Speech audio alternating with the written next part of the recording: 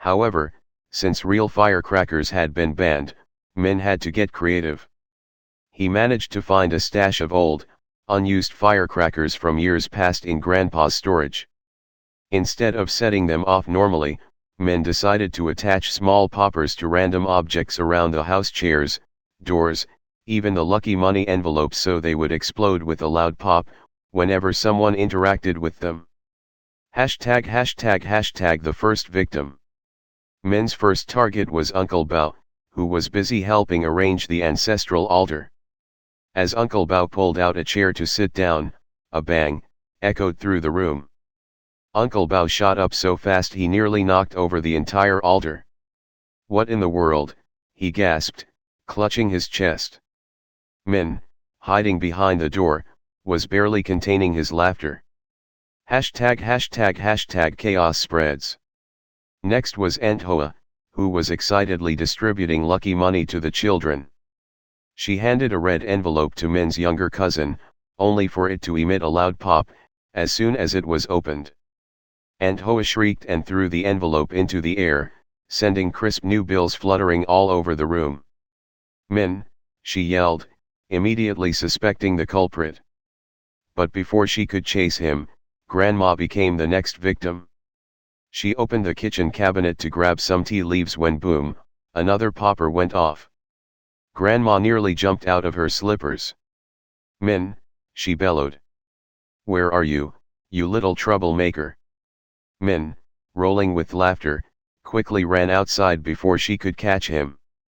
#### The grand finale. Thinking he was safe, Min decided to watch the New Year's fireworks from the balcony. But just as he leaned on the railing, a bang erupted beneath him. Grandpa had discovered Min's stash and set up a surprise of his own. Min yelped and nearly toppled over in shock as the whole family burst into laughter. Grandpa grinned. "You think you're the only one who knows how to have fun, Min?"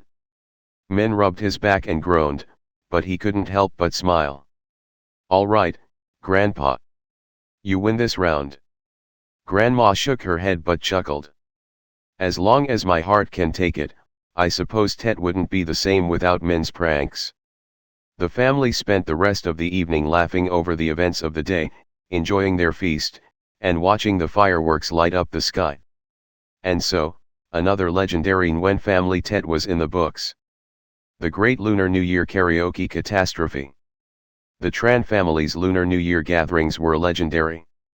They had it all: delicious food, red envelopes, firecrackers, and, of course, the annual family karaoke contest. But this year, thanks to Uncle Nam's boundless enthusiasm and questionable choices, the event would go down in history for all the wrong reasons. As the sun set, the entire family gathered in the living room, where Cousin Bao had set up a brand new karaoke machine. The golden microphone sparkled under the festive lights, and the songbook boasted everything from classic folk tunes to the latest pop hits. "I've been preparing for this moment," Uncle Nam declared dramatically. "This year, I will finally defeat Auntie Hoa." Auntie Hoa, the reigning family karaoke champion, smirked. "We'll see about that." Everyone settled in with cups of hot tea and plates of sticky rice cakes as the competition began. Grandma Lan started off with a sweet rendition of a traditional folk song. Cousin Lin performed an emotional ballad that made Grandpa Phuc dab his eyes. Then came Uncle Nam's turn. "I've chosen the perfect song," he announced. "A classic, a masterpiece, a guaranteed showstopper." He tapped the screen dramatically, and to everyone's horror, the opening beats of an intense, high-energy rap song blared from the speakers. "Wait, is he serious?" Lin whispered. "Oh no," Bao muttered. "Not again." Uncle Nam grabbed the mic, striking a pose. The lyrics appeared on the screen lightning fast, complicated, and absolutely not suited for a man who once got winded tying his shoelaces. The music started. Uncle Nam took a deep breath. Then, chaos. Instead of rapping, Uncle Nam garbled through the lyrics at the speed of a malfunctioning printer. His words were incomprehensible. He gasped for air by the second line. His arms flailed wildly in what could only be described as interpretive dance. The family erupted into laughter. Auntie Hoa wiped away tears. "What are you even saying?" "I don't know," Uncle Nam wheezed, still attempting to keep up with the breakneck speed of the song. Then, in a final act of determination, he attempted a dramatic spin. Unfortunately, his socks betrayed him. His feet slid across the smooth floor, and with a loud thud, he crashed into the coffee table, sending a plate of dumplings flying. Gasps filled the room. A moment of silence. Then, utter chaos. The family howled with laughter. Lin was on the floor clutching her stomach. Grandpa Phuc was laughing so hard he had to remove his glasses to wipe his eyes. Even Grandma Lan, usually the composed one, had to fan herself from giggling. Uncle Nam, sprawled out on the floor, groaned. "I think I still won." Auntie Hoa smirked and picked up the microphone. "Nice try, Nam. But let me show you how it's done." With effortless grace, she delivered a flawless performance of a classic New Year's melody, securing her title once again. Uncle Nam, defeated but not discouraged, swore that next year he would return with an even better performance. As the night wore on, the family continued to sing, laugh, and share stories. And though the dumpling plate had been sacrificed and Uncle Nam's pride slightly bruised, it was undoubtedly one of the most memorable Lunar New Year celebrations yet. And as always, Uncle Nam was already planning his next big performance. The family braced themselves. The Tet Buffalo Chase. Tet had finally arrived, bringing with it the excitement of new beginnings, delicious food, and, most importantly, family reunions. The Nguyen household was buzzing with festive spirit. Red banners swayed gently in the breeze, the aroma of ban chung filled the air, and children ran around excitedly, awaiting their lucky money. Among them was Min, a 13-year-old prankster with a mischievous streak. This year, he had devised a Tet prank so legendary that it would be remembered for years to come.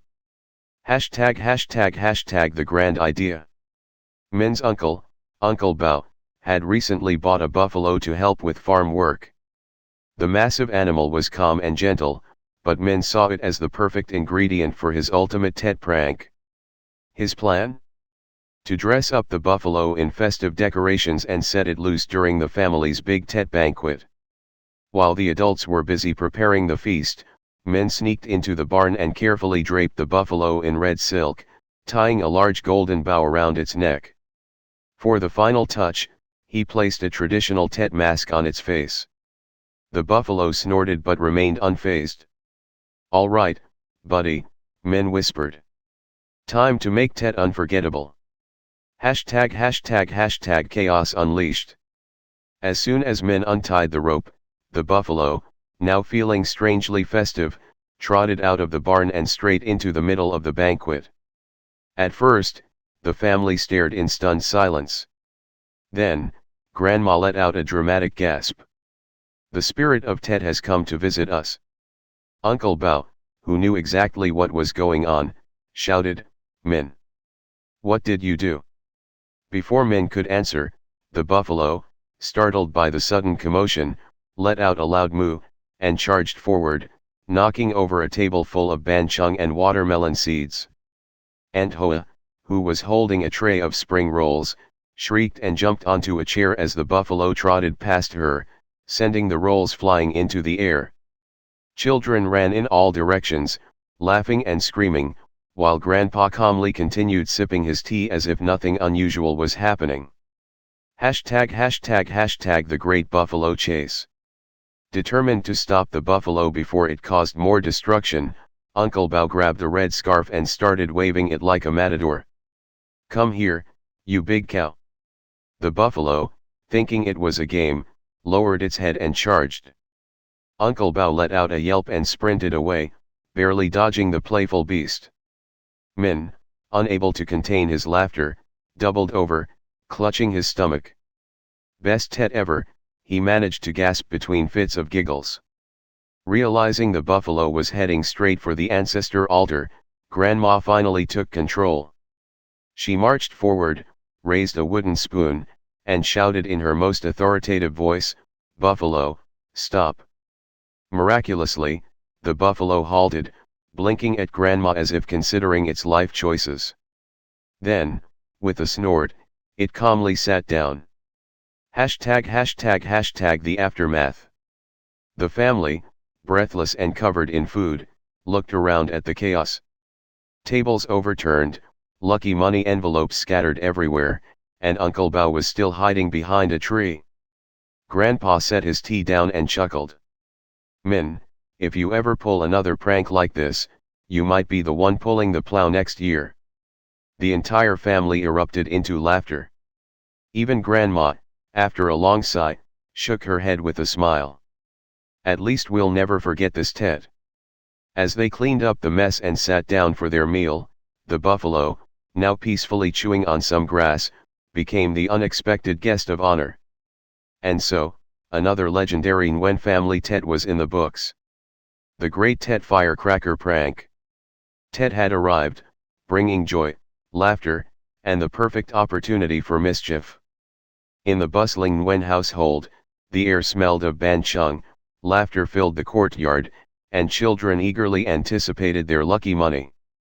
Among them was Min, a 13-year-old with a reputation for pranks. This year, he planned a Tet prank so legendary it would be told for generations. The sneaky plan. Firecrackers had been banned for years, but Min had discovered a stash of old ones in Grandpa's shed. Rather than setting them off traditionally, he decided to attach small poppers to chairs, doors, and even lucky money envelopes. His ultimate goal? To turn the family banquet into an explosion of surprises. The first victim. Min's first target was Uncle Bao, who was arranging the ancestral altar. As he pulled out a chair to sit down, a loud bang echoed through the room. Uncle Bao jumped so fast he nearly knocked over the altar. "What in the world?" he gasped, clutching his chest. Min, hiding behind the door, was barely containing his laughter. A chain reaction. Next, Min set his sights on Aunt Hoa, who was distributing lucky money. The moment his younger cousin opened a red envelope pop, a small firecracker inside went off, sending crisp bills fluttering into the air. Aunt Hoa shrieked and stumbled back. "Min," she yelled, immediately suspecting the culprit. Before she could chase him, Grandma opened the kitchen cabinet to grab tea leaves. Boom, another popper went off. Grandma nearly jumped out of her slippers. "Min," she bellowed. "Where are you?" Min, struggling to hold in his laughter, quickly ran outside. The grand finale. Thinking he was safe, Min settled on the balcony to watch the fireworks. But Grandpa, having discovered Min's stash, set up a surprise of his own. As Min leaned on the railing, bang, a hidden popper went off. Min yelped and nearly toppled over in shock as the whole family burst into laughter. Grandpa grinned. "You think you're the only one who knows how to have fun?" Min groaned but couldn't help but smile. "All right, Grandpa. You win this round." Grandma shook her head but chuckled. "As long as my heart can take it, I suppose Tet wouldn't be the same without Min's pranks." As the family enjoyed their meal, they laughed over the day's events, watching fireworks light up the sky. And so, another unforgettable Nguyen family Tet was in the books.